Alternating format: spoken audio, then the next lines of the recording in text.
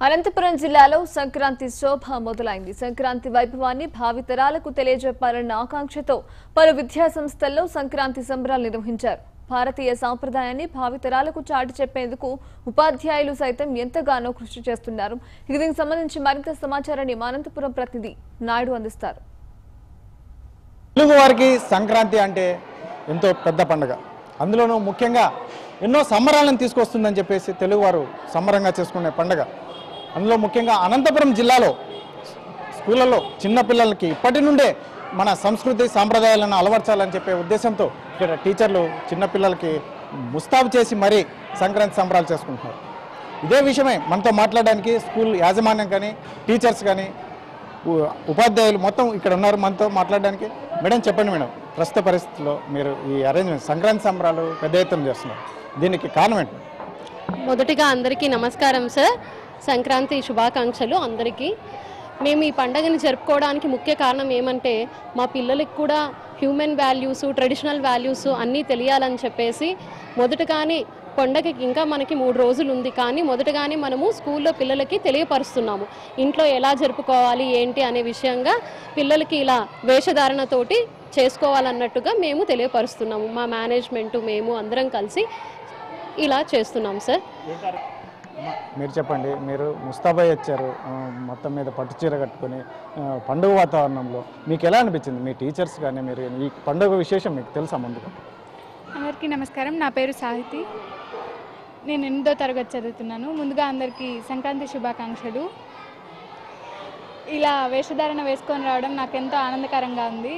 మా టీచర్స్ అందరూ చెప్పారు, మీరు ఇలా వేసుకొస్తే మీకు వాల్యూస్ తెలుస్తాయి, ఇలా పండగ ఎలా జరుపుకోవాలి అనేది మీకు తెలుస్తుంది అని చెప్పారు. మాకు కూడా తెలుసుకోవాలని ఎంతో ఉత్సాహకరంగా ఉంది. అందుకని మేము ఇంకా ఇలా వచ్చాము.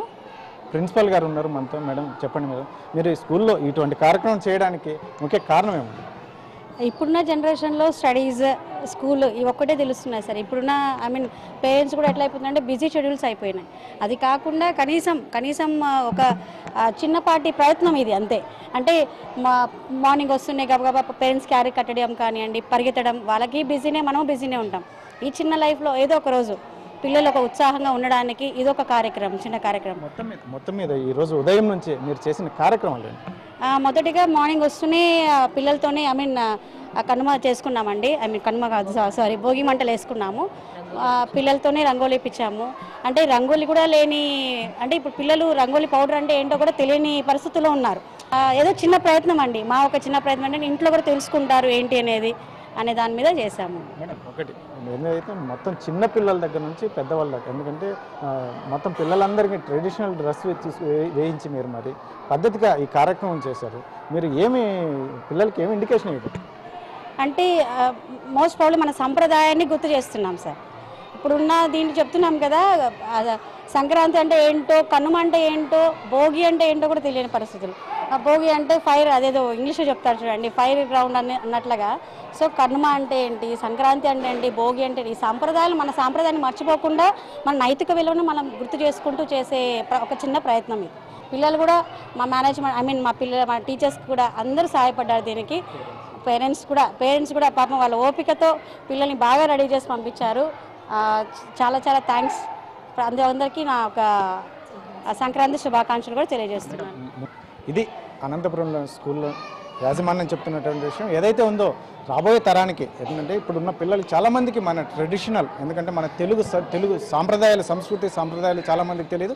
కాబట్టి మన స్కూల్లో చదువుతో పాటు సంస్కృతి సాంప్రదాయాలు కూడా నేర్పాల్సిన అవసరం ఉంది. కాబట్టి మేము ప్రతి పండుగకు పిల్లలకి అర్థమయ్యేటట్టుగా వాళ్ళని ట్రెడిషనల్ డ్రెస్సుల్లో కూడా రమ్మని చెప్పి వారికి ఖచ్చితంగా ఇక్కడ కార్యక్రమాలు చేసి వారిని కూడా ఆనందింపజేస్తున్నామని చెప్పేసి ఇది ముందు కూడా కొనసాగిస్తామని చెప్పి కూడా ఇక్కడ ప్రిన్సిపల్ గారు కూడా చెప్తున్నారు. సుధాకర్తో చెల్లాకే నాయుడు, భారత్ టుడే, అనంతపురం జిల్లా. తెలుగు వారికి